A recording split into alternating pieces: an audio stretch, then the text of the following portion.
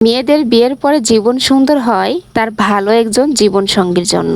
আমার ভাগ্যে আমার জীবন সঙ্গী অনেক ভালো একজন মানুষ পেয়েছিলাম, কিন্তু আমার স্বামীটা এই পৃথিবীতে সুস্থভাবে বেঁচে থাকার ভাগ্য হলো না।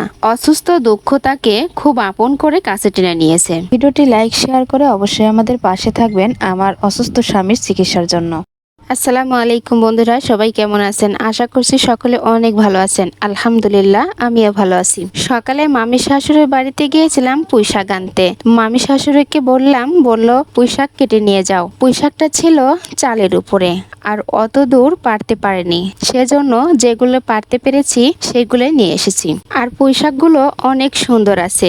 জাংলার পুঁইশাকগুলো এমনিতেই অনেক সুন্দর হয়, আর এই সুন্দর পুঁইশাক যদি মাছ দিয়ে রান্না করা যায় তাহলে কিন্তু খেতে অনেক ভালো লাগে। আর সব থেকে বেশি ভালো লাগে এই পুঁইশাকটা যদি ভাজি করা যায়। আজকে পুঁইশাকটা চেয়ে নিয়ে আসলাম নিরামিষ রান্না করার জন্য। আর নিরামিষ রান্না করার জন্য কয়েক রকমেরই সবজি নিয়ে নিয়েছি। সবজিগুলো হলো পটল, বেগুন, উস্তে, আলু, কচু আর পুঁইশাক। আর নিরামিষ রান্না করলে বিভিন্ন ধরনের সবজি দিলে খেতে কিন্তু অনেক ভালো লাগে। আজকে আমি যে সবজিটা রান্না করব, এই সবজির সাথে পদ্মা নদীর কিছু চিংড়া মাছ দেব। আর এই চিংড়ি মাছগুলো কোথায় পেয়েছি সেটাও আপনাদেরকে বলছি। কিছুদিন আগে মায়ের বাড়ি গিয়েছিলাম। মায়ের বাড়ি থেকে আসার আগের দিন ভাইয়া অনেকগুলো পদ্মা নদীর চিংড়ি মাছ কিনে নিয়ে আসছিল। তো সেখান থেকে আমি কিছু চিংড়ি মাছ নিয়ে আসছিলাম বাড়িতে। সেই মাছ দিয়ে একদিন কলমি শাক ভাজি করে খাওয়া হয়েছে, আর একদিন চিংড়ি মাছ ভর্তা করে খাওয়া হয়েছে। আর যেগুলো আছে সেইগুলো আজকে আমি নিরামিষের মধ্যে দিয়ে দেব। পদ্মা নদীর মাছ যত প্রকারের আছে সব ধরনের মাছই খেয়েছি। যেহেতু পদ্মা নদীর কাছেই আমাদের বাড়ি, আমার বড় ভাইয়া নদীতে মাছ মারতো, আর আরেকটি ভাইয়া দোয়ার বানাইয়ে মাছ মারতো। তবে অনেক সুন্দর সুন্দর মাছ নিয়ে আসতো। বড় বড় বায়েম, আর বড় চিংড়ি, মাঝারি সাইজের কাতল, ফলি মাছ, আর এর সাথে ছোট মাছও থাকতো। তবে আমার এই বড় মাছগুলো খেতে বেশি ভালো লাগতো। তখন অনেক ছোট ছিলাম, তাই ছোট মাছের স্বাদটা বুঝতে পারতাম না। আর এখন গুড়া মাছ খেতে আমার অনেক ভালো লাগে। এখন আর কোনো ভাইয়াই মাছ মারে না, যে যার কাজ নিয়েই ব্যস্ত।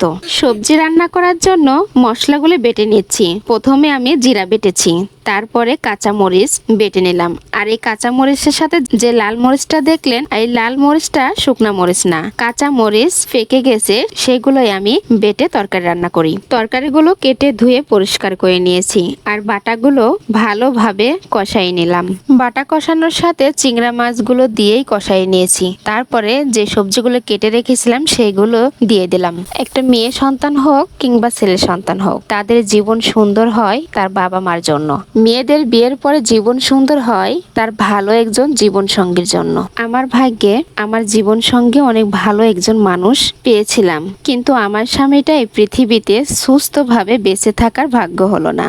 অসুস্থ দুঃখ তাকে খুব আপন করে কাছে টেনে নিয়েছে। আল্লাহ তাআলার কাছে সবার জন্য দোয়া করি এরকমের দুঃখের জীবন যেন কারণ না হয়। পেজটি ফলো দিয়ে ভিডিওটি লাইক শেয়ার করে অবশ্যই আমাদের পাশে থাকবেন আমার অসুস্থ স্বামীর চিকিৎসার জন্য।